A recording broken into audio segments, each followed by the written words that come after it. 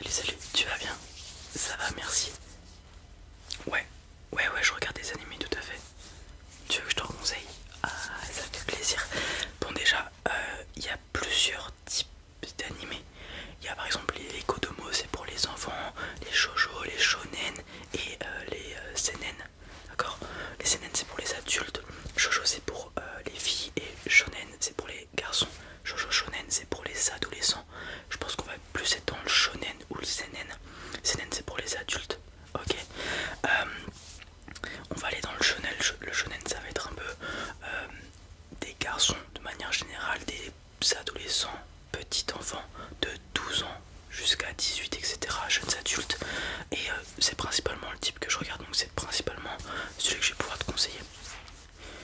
Ouais, généralement il y a de la bagarre, du développement de personnages, donc du développement personnel, tout ça. Non, il y a pas mal de trucs, des intrigues, etc. Je pense que récemment tu as dû entendre parler de l'attaque des titans. Ouais, il y a eu le dernier épisode qui est sorti il y a même pas un mois, je crois. Sans te spoiler, qu'est-ce que c'est?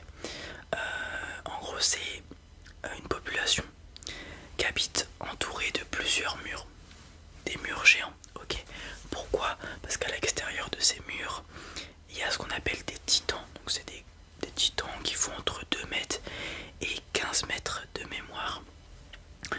Et donc ils sont super agressifs et ils ont qu'un but, c'est bouffer les humains, ces titans. Et donc les murs, c'est leur seul moyen de protection. Et un jour, un de ces murs est détruit, les titans arrivent à rentrer et comme par hasard, c'est là où habite notre protagoniste et ses copains qui s'appellent Irene pour le protagoniste, Mikasa et Armin. Ok, donc ces trois personnages là, c'est les principaux, avec Eren qui tient la tête d'affiche. Et tu vois leur développement suite à cette catastrophe des titans qui rentrent dans le mur. Ok, et donc un des rêves d'Eren, c'était donc de combattre ces titans, puisque ils se sont privés de liberté au sein de ces murs. Et donc suite à cet événement, il va s'engager dans ce qu'on appelle le bataillon d'exploration. Ok, qui est la seule unité capable d'aller en dehors des murs. Voilà, tu vas suivre leur développement, tu vas apprendre beaucoup de choses sur l'univers du manga, de l'anime, avec des rebondissements, des intrigues de zinzin et des cliffhangers à chaque épisode. Chaque fin d'épisode, t'as envie de voir le prochain parce qu'il y a une nouvelle dinguerie, des trucs machin et tout. Ok, ça se regarde comme manger du pain d'épices ou peu importe. Ok, analogie pas ouf, je l'accorde. Mais voilà, très cool. Ça c'est un de ceux que je te recommande et que je te conseille très fortement. Après, commencer par celui-ci, c'est peut-être pas le mieux. En shonen, tu vas avoir Dragon Ball, je pense que c'est classique, tu connais. T'aimes pas trop, ouais. Ouais, c'est vraiment que de la baston. Il y a du développement de personnages, mais à moindre échelle par rapport à SNK par exemple. Après, dans les très classiques, on a One Piece et Naruto aussi. C'est peut-être un peu long. Ça pour commencer, je te l'accorde. Donc peut-être voir plus tard ça. Moi quand j'ai commencé pareil, j'ai regardé Dragon Ball avec mon père, classique. Et ensuite le premier anime que j'ai regardé c'est MHA, sous le conseil de certains de mes amis. My Hero Academia, c'est assez court, même s'il commence à y avoir pas mal de saisons pour le coup, parce que quand j'avais commencé il y en avait que 3, là on est à 6. Très simple, un ado qui est dans un monde où 80% de la population a des pouvoirs, il en a pas de chance. Sauf qu'il veut être héros, comme beaucoup de jeunes, ok. Il a pas de pouvoir. Et donc tu vas suivre son chemin pour devenir héros, malgré le fait qu'il ait pas de pouvoir. Bon, tu vas voir qu'il va en avoir assez vite. Je te spoil pas, c'est vraiment au début de la saison qu'on apprend ça, début de la première saison. Et donc tu vas suivre son développement pour devenir le meilleur super-héros. Et donc au début c'est un adolescent classique, il va y avoir une phase d'entraînement, ok, avec ses pouvoirs, puis il va entrer dans une académie de formateurs de super-héros dans une classe, ok. Il va y avoir plein de péripéties avec des nouveaux antagonistes qui arrivent à chaque fois, machin truc. Voilà, c'est un shonen classique, bagarre méchant, power up, ta ta ta ta ta ta ta ta ta ta ta. Ok, ça c'est vraiment très cool. Pareil, ça se regarde très rapidement. C'est le shonen de base, il y a un bon développement de personnages avec les persos principaux. T'as Izuku Midoriya qui est le personnage principal, donc celui qui n'a pas d'alter, ça s'appelle de super pouvoir au début. T'as All Might qui est le plus grand super-héros de tous les temps, qui est son mentor. T'as son meilleur ami entre guillemets, Katsuki Bakugo, qui rêve lui aussi d'être number one des super-héros et qui a juste un super pouvoir de zinzin. Beaucoup de développement de personnages autour de cela. Et voilà, franchement très très cool. Puis t'as plein de super-héros, plein de personnages stylés et tout, plein de moments épiques. Vraiment c'est très très très très cool. Si tu veux pour le moment un animé qui a un peu plus de développement de personnages et d'histoire, un peu comme SNK, mais qui est un peu plus enfantin que SNK, parce que SNK ça devient très vite, c'est très vite gore, etc. Alors il y a Hunter x Hunter, Hunter qui lui certes devient un peu plus trash à la fin et un peu plus comment dire, psychologique, enfin un truc un peu plus dur à comprendre vers la fin. Au début c'est juste un gamin de 12 ans qui a pas de père, enfin s'il a un père mais il s'est barré, il est devenu hunter, c'est un métier qui te permet de faire un peu tout, voilà.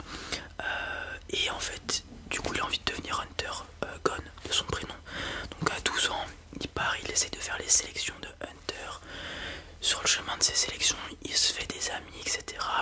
Est-ce qu'il va avoir son permis de hunter avec plein d'épreuves très très très très compliquées, avec des personnages très spécifiques quand même. Il y a plein de personnages assez bizarres de Hunter x Hunter, avec des combats bien évidemment. Mais là il y a vraiment un processus, parce que Gon, son objectif c'est à la fois de devenir hunter comme son père, mais de retrouver son père, ok. Donc il y a tout un processus de partir d'un petit enfant de 12 ans qui a certes des capacités extraordinaires par rapport à son âge, mais qui est petit mine de rien, et qui en très peu de temps grandit, mûrit, prend maturité, que ce soit physiquement ou psychologiquement, intellectuellement, ok, avec des personnages super développés. Dès qu'il y a un personnage qui est développé, il est très très bien fait. Des protagonistes autour du personnage principal qui sont très attachants. Pour le coup, moi, Hunter x Hunter, le perso principal n'est même pas mon perso favori, ce qui est assez rare, hein, faut le noter dans un animé. Donc très rapidement, Gon, ce perso principal, va avoir 3 camarades durant l'examen Hunter qui vont être Killua, Kurapika et Leolio, ok, qui ont tous eux-mêmes un objectif distinct, même si Killua il a pas vraiment d'objectif particulier, hein. Leolio il veut devenir médecin, tu le deviendras pourquoi, et Kurapika il veut se venger de personnes de la brigade fantôme plus exactement, et tu vas voir c'est très très très épique, parce que pour se venger il faut qu'il devienne fort, etc. Et il va devenir fort pour le coup, ok. Donc tu suis leur processus avec ce qu'on appelle des arcs, donc c'est des histoires dans l'histoire, ok. T'as l'arc examen Hunter au début, suite à cela t'as l'arc Yorkshire City, ou peut-être t'as l'arc Killua juste avant, peut-être j'ai oublié, je sais plus, Yorkshire City, etc., etc., jusqu'à arriver à l'arc des fourmis chimères, qui est le tout dernier, qui est vraiment très développé. Il y a vraiment beaucoup de personnages qui sont mis en scène dans cet arc, et un arc très spécial. Moi il y a un truc qui m'a marqué, ça va pas forcément te spoiler, mais c'est tellement tendu, les antagonistes sont tellement puissants, les protagonistes tellement mis sous tension, que il y a genre 1 minute, littéralement 1 minute dans l'animé, donc supposons 1 minute là, qui dure plusieurs épisodes, ok. C'est vraiment, c'est très très très très très tendu, avec des combats exceptionnels, des transformations et tout, excellent, ok. On a ça, ou alors on va avoir Demon Slayer, shonen classique, en plus c'est dans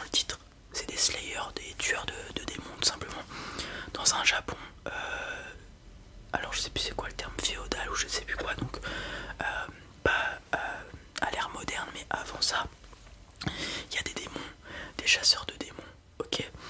Et le héros principal, malheureusement, il y a toute sa famille qui meurt d'un démon, et hormis sa sœur, mais qui se transforme en démon. Et pour se venger, enfin, pour se venger et guérir sa sœur aussi, c'est plutôt ça son but. Il va devenir chasseur de démons, ok, à profondeur exactement. Et donc tu suis sa progression avec d'autres personnages aussi. Et t'as un niveau de ranking des démons qui fait qu'il affronte des démons de bas étage et il va monter petit à petit. Et entre chaque étape, tu suis un entraînement, un power-up et tout, avec l'explication de ses pouvoirs et tout. Vraiment très très cool. Des combats super stylés. Et ce qui est vraiment remarquable sur cet animé, c'est aussi l'animation qui est très très belle. Voilà. Donc ça se regarde aussi. Ou alors un truc qui sort en ce moment qui est un peu moins long que Demon Slayer, qui peut être vraiment bien pour commencer. Jujutsu Kaisen. Shika en abréviation. On est à la deuxième saison qui est encore en cours, donc t'as une trentaine d'épisodes grand max à regarder, qui se regardent d'une traite pour le coup. Tu suis Yuji Itadori, qui est un lycéen lambda entre guillemets, qui a juste pas comme tous les héros de shonen, un peu plus de capacité physique que les autres humains lambda, ok. Et il s'avère que dans ce monde il y a des fléaux. Les fléaux, c'est des sortes de monstres qui apparaissent de l'émotion, des émotions négatives des humains, la peur, la détresse, la tristesse, etc. etc. Et donc t'en as des plus ou moins forts. Et pour pallier à ces fléaux qui tuent des humains parfois, kidnappent des humains, etc., il y a des exorcistes, ok. Et Yuji Itadori, le perso principal, il va un peu tomber dessus sans le vouloir dans ce monde. Parce qu'il a sans faire exprès pris une relique, ce qu'on appelle une relique, qui est une sorte d'objet d'entité possédé ou qui a des pouvoirs d'exorciste. Et il l'a pris sans faire exprès, et il s'avère que c'était une relique, comme je l'ai dit, et donc ça attire les fléaux. Ça a attiré les fléaux. Il s'avère qu'il y en a un plutôt fort qui est arrivé, l'exorciste qui était là sur le coup, pas assez fort pour combattre le fléau. Et du coup, voilà, Yuji s'est mis à se combattre et du coup est rentré dans ce monde un peu bizarre de l'exorcisme. Et donc tu vas suivre sa progression parce que du coup, maintenant qu'il est exorciste, il sait qu'il y a plein de gens innocents qui se font tuer à cause de fléaux. Et Yuji, il a un très grand cœur, très gentil. Donc son but, c'est vraiment de tuer tous les fléaux pour qu'il n'y ait plus de malheur dans le monde, etc. Assez simple. Des pouvoirs de 500, des personnages super forts, des combats de fou, animation de fou. Je pense que c'est le meilleur animé sur lequel tu peux commencer. Donc je te propose, soit tu commences Jujutsu Kaisen, soit Demon Slayer, soit MHA. Et après, voir si tu veux regarder les autres, One Piece, Naruto, tout ça, Assassination Classroom, des trucs du genre. Ok. Ouais, Jujutsu Kaisen c'est Jujutsu espace Kaisen. De toute façon, si tu marques Shishika, tu devrais trouver. Ouais. Un site, moi je regarde sur voiranimé.com. Voiranimé.com. Normalement ça fonctionne. Ok, vas-y. Bon, on va en cours. Allez, c'est parti.